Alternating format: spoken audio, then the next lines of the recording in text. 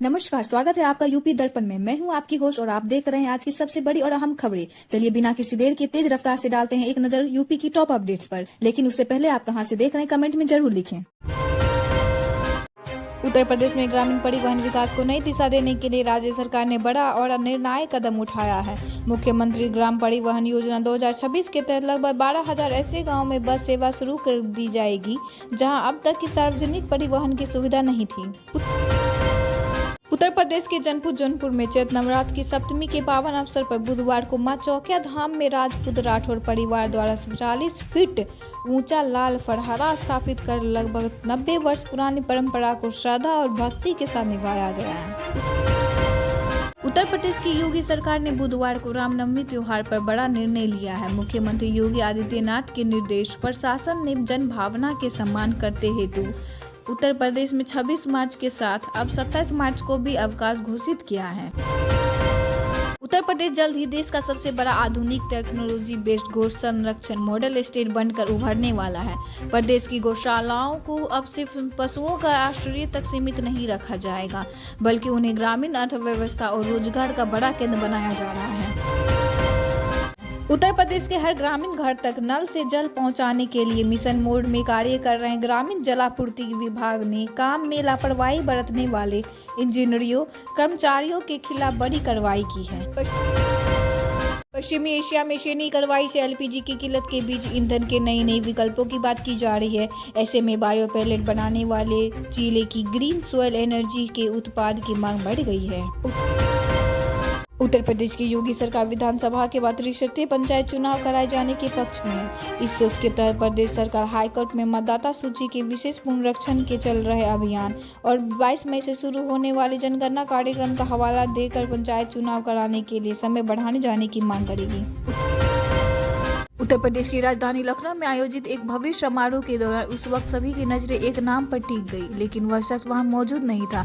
भारतीय क्रिकेटर रिंकू सिंह को सरकारी नौकरी का नियुक्ति पत्र मिलने वाला था, लेकिन किसी अपरिहार्य कारण की वजह से वह कार्यक्रम में शामिल नहीं हो सके। लेकिन अनुपस्थिति ने कार्यक्रम में हल्की चर्चा जरूर पैदा कर दी।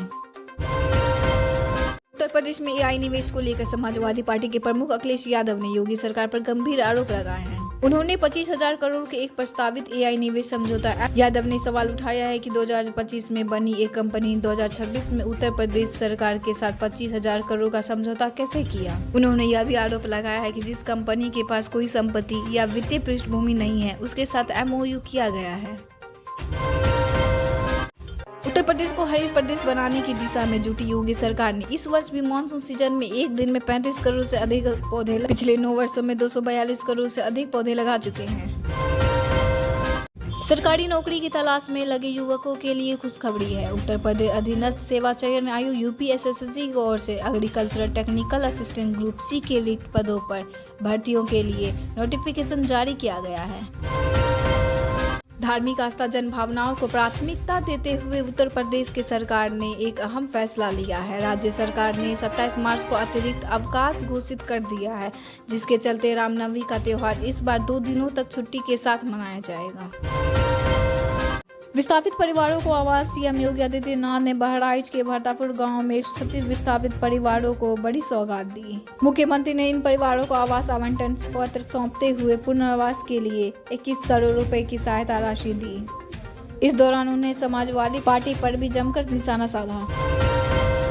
पंचायत चुनाव पर सख्ती। यूपी पंचायत चुनाव पर इलाहाबाद हाईकोर्ट में मौजूद पंचायतों का कार्यकाल 26 मई को खत्म हो रहा है। कोर्ट ने राज्य निर्वाचन आयोग से जवाब मांगा है कि समय सीमा के भीतर चुनाव कराने का पूरा शेड्यूल और योजना जल्द से जल्द पेश की जाए।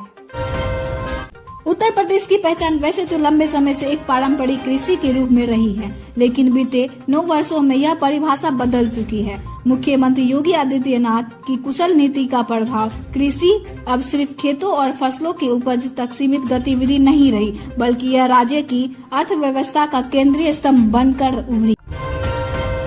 प्रयागराज 1 अप्रैल से आरंभ होने वाले नई शैक्षिक सत्र 2026 से 2027 के लिए यूपी बोर्ड सचिव भगवती सिंह ने वार्षिक कैलेंडर सोमवार को ही जारी कर दिया है। शाहजहांपुर काकोरी ट्रेन एक्शन के बलिदानों की प्रतिमा को बुलडोजर से गिराने का मामला तूल पकड़ गया है। सपा मुखिया अखिलेश यादव ने भी इसकी निंदा की है। उन्होंने एक्स पर पोस्ट करते हुए सरकार को घेरा है।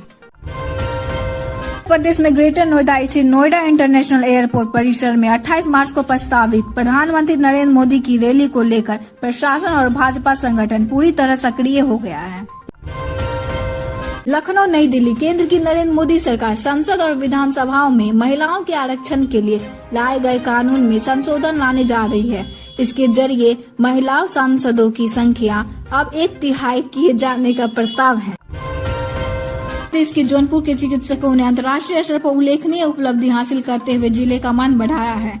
उमानाथ सिंह राज्य चिकित्सा महाविद्यालय की चीफ प्रोफेसर डॉक्टर रुचिरा सेठी और assistant professor doctor Adarsh Kumar Yadav ने Guinness book of world records में दर्ज एक वैश्विक सत्र का हिस्सा बनाकर चिकित्सा क्षेत्र में नई पहचान बनाई है। किशोरियों को सर्वाइकल कैंसर से बचाव के लिए स्वास्थ्य विभाग ने 42,000 किशोरियों को HPV वैक्सीन लगाने के लिए चिन्हित किया है। अब तक जिले में 10,600 वैक्सीन की डोज मिल गई है। IPL 2026 की तैयारियों के बीच कोलकाता नाइट राइडर्स के स्टार बल्लेबाज रिंकू सिंह को उत्तर प्रदेश सरकार की ओर से बड़ा तोहफा मिलने वाला है।